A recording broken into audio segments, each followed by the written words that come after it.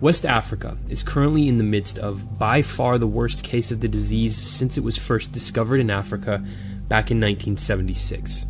This year's outbreak has been traced to a 2-year-old boy who died on December 6, 2013 in a village in Guinea. He probably got the virus by eating contaminated food that had been drooled or defecated on by a bat, or, as is common in this part of the world, had eaten some bat for dinner. Bats, researchers believe, are the carriers of the disease. As if the 2-year-old's death wasn't tragic enough, a week after it killed him, it killed his mother, his 3-year-old sister, and then his grandmother. Now, it's customary in some African villages to prepare a body for burial through the extremely sanitary cleansing ritual that involves evacuating the body of all food and excreta, often using just bare hands. Since the disease is spread by bodily fluids getting into the eyes, nose, or mouth, it's no surprise that 2 people who traveled to the grandmother's funeral caught Ebola and brought it home to their villages. By the end of March, Ebola had reached Liberia, and in June, the first case was reported in Monrovia, Liberia's capital city. That's when outbreaks like this really start to spread, when the infected people make their way to population centers during the incubation phase, before their symptoms begin. A group of people from Sierra Leone who had traveled to an Ebola victim's funeral brought the disease back across the border, and in late July the virus had hit Sierra Leone's capital, Freetown. Guinea, Liberia, and Sierra Leone are 3 of the 17 nations that form the Economic Community of West African States, whose combined territory is roughly half the land area of the United States, but with the population roughly the same at 340 million, it's about twice as dense as America. And since the disease is easily passed from person to person, and there are lots of people here, it's crucial to get outbreaks like this under control as quickly as possible. And so understandably, this is terrifying to neighboring countries, who have responded by shutting down their borders. Still, Nigeria, the largest country in Africa by population and economic output, couldn't keep the disease beyond its borders when an infected Liberian-American man named Patrick Sawyer flew into Nigeria's largest city and died shortly thereafter. A Nigerian doctor named Stella Ameyo Adedeva stopped Sawyer from leaving the hospital, stopping the spread of Ebola to the 21 million people living in Lagos. Sadly, Dr. Adedevo contracted Ebola and died, but she left this world a hero by helping to successfully limit the outbreak to just 21 cases and 8 deaths in her country. No new cases have been reported in Nigeria in weeks. Liberia's experience, however, has been the exact opposite. The disease is out of control there. Cases doubled in the 3 weeks between August 31st and September 22nd. As a response, Liberia's Harvard-educated president, Nobel Peace Prize winner Ellen Johnson Sirleaf, the first female head of state in the history of Africa, had no choice but to order a lockdown of a highly infected slum in the capital. This didn't last long, though, as an angry crowd attacked an Ebola center and freed the infected. The second hardest hit country, Sierra Leone, has resorted to an unprecedented 3-day nationwide lockdown of its 6 million residents in an effort to halt the disease. But these countries are fighting an uphill battle. Many parts of West Africa lack even proper sanitation or drinking water. Too many people are poorly educated, scared, and mistrustful. To add insult to injury, aid workers keep getting attacked for spreading information about Ebola or trying to collect the bodies of the disease's victims. And in September, an entire team of 8 aid workers was murdered by villagers in Guinea. When American healthcare workers in Liberia contracted the disease and had to be flown to the United States for life-saving treatment, the rest of the world was shaken by the possibility of Ebola spreading outside of Africa's borders. It was the first time an Ebola-infected person had stepped foot on American soil. But the current incarnation of Ebola is threatening to overwhelm the much more economically challenged West African region. The American-led international response may come just in time, as infection levels were spiking exponentially in the middle of September. If no help had come, some experts were fearing the disease could have overwhelmed the region and spread until it exhausted its host population, killing hundreds of thousands or even millions of Africans, all the time increasing the odds that it could make its way off the continent.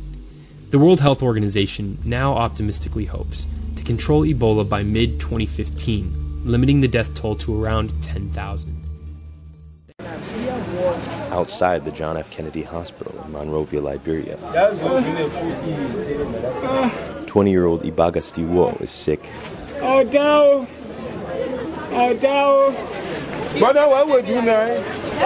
His parents wait beside him. All signs point to the late stages of Ebola, the deadly virus that's killed more than 2,300 across West Africa. He just vomiting, he toiling, vomiting, toiling, he eat, he vomit. Not gonna get a paper back. As sick as he is, he won't be allowed inside. The largest hospital in the nation, and many others just like it, are completely full. But I want to tell you, any hospital now will go to the same month. They say we should wait, the doctor should come. This city of 1.5 million is the first major metropolitan area to face an Ebola outbreak since the virus was discovered in 1976. Hundreds have died here since the outbreak began in May. And the World Health Organization expects thousands of new cases in the coming weeks. With a limited number of hospital beds and personnel to treat the sick, many of the infected are left to die at the hospital gates. Local and foreign-run treatment centers alike are unable to cope with the surge. Here at the Doctors Without Borders Treatment Center, they too are at capacity. The virus is spreading fast among families in Monrovia's slums, and with an incubation period over several weeks, no one knows exactly how many more patients will arrive in the months ahead. For a few hours outside, a crowd formed around Ibaga and his family. Many were angry, urging them to go home. They say because the virus, the people will not look at us, so we should carry it back to the hospital. The hospital worker finally came out to calm the crowd. The war is full. No capacity. You understand? So I did not elaborate. But the forward field of Jeff is very big. Later in the afternoon, Ibaga was finally admitted. For his family, what comes next remains a mystery. Every day they're making an announcement. When you get a sick patient, we put a sick patient. Same with me. Nothing they are done. Getting wait. We're waiting. We don't know what to do.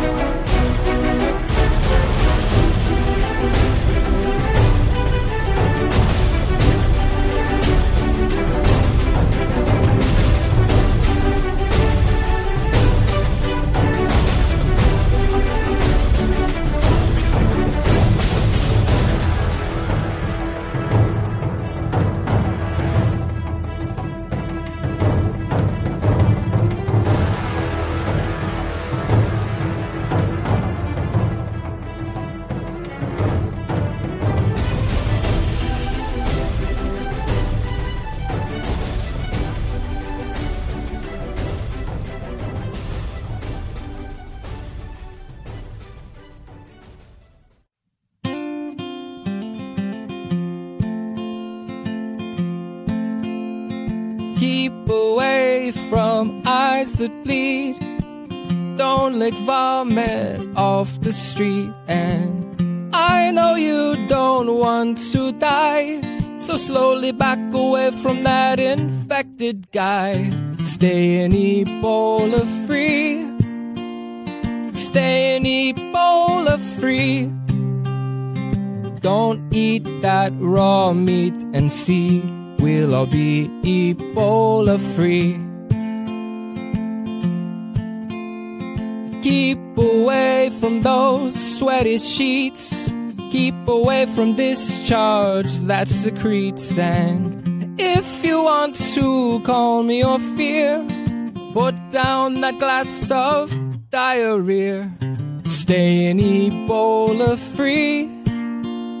Stay Ebola free. Don't touch others' poop and pee. and we'll be Ebola free. Just wash your hands and you will see we can be Ebola free. We'll see we can be Ebola free.